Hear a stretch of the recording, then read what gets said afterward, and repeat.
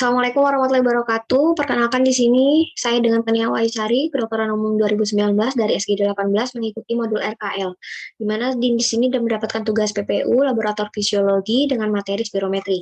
Baik, saya izin saya skip terlebih dahulu. Nah, apa sih yang dimaksud dengan spirometri?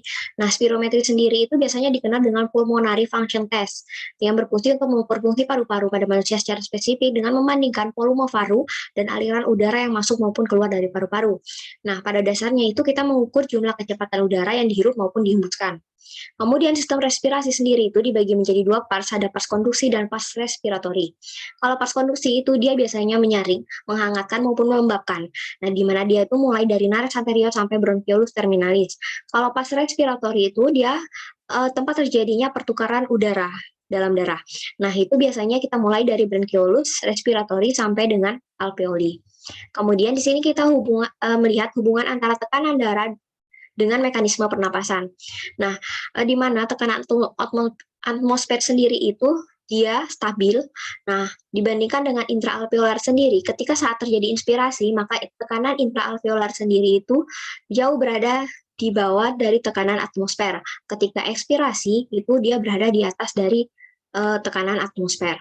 Nah, kemudian tekanan intrapleural sendiri itu selalu berada di bawah dari tekanan intraalveolar.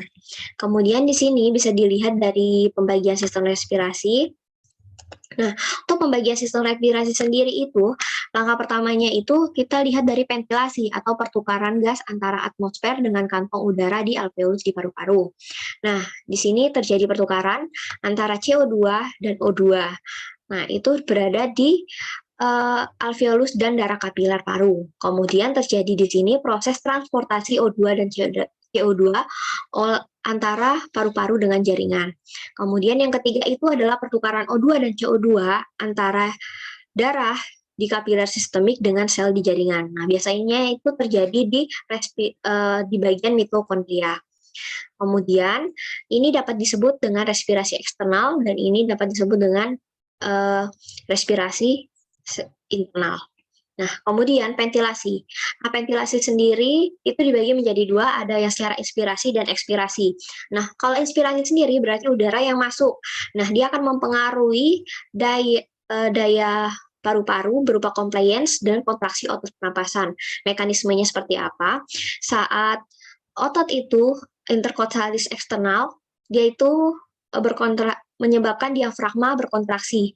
Kemudian tulang rusuk itu akan terangkat. Nah, kemudian saat terangkat maka volumenya di situ akan bertambah. Nah, setelah bertambah, dia tekanan udara dalam paru-paru itu lebih rendah daripada tekanan di atmosfer, sehingga udara akan masuk ke paru-paru.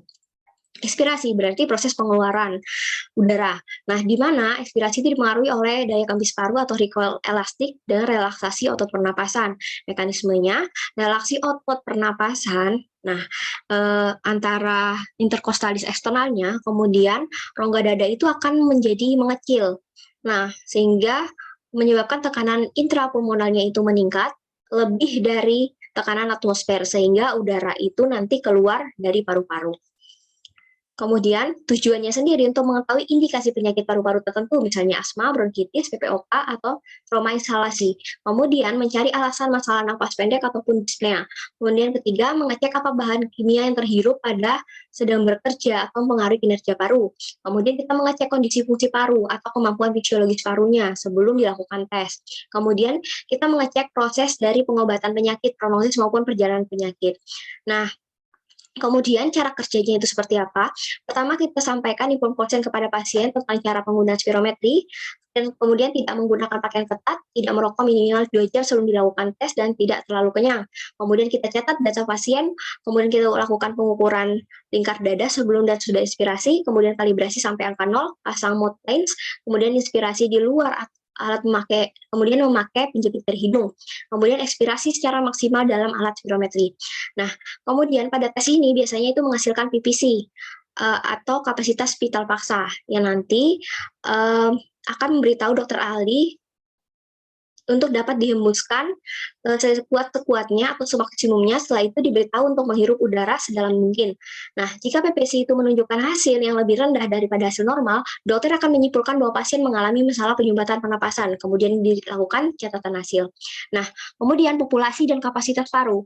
Nah, bisa dilihat pada diagram tersebut, VT berarti itu volume tidal, yaitu sebesar 500, berarti 2.700 dikurangi 2.200. Kemudian di sini ada VCI atau volume cadangan inspirasi, dia itu berjumlah 3.000.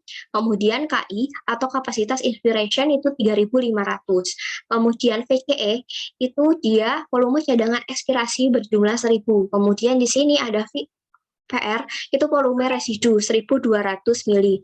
Kemudian KRF itu kapasitas residu fungsional 2.200. Kemudian KV sendiri itu dia kapasitas vital 4.500 dan KVT atau kapasitas paru total 5.700 mili. Baik, mungkin itu saja yang dapat saya sampaikan. Terima kasih. Wassalamualaikum warahmatullahi wabarakatuh.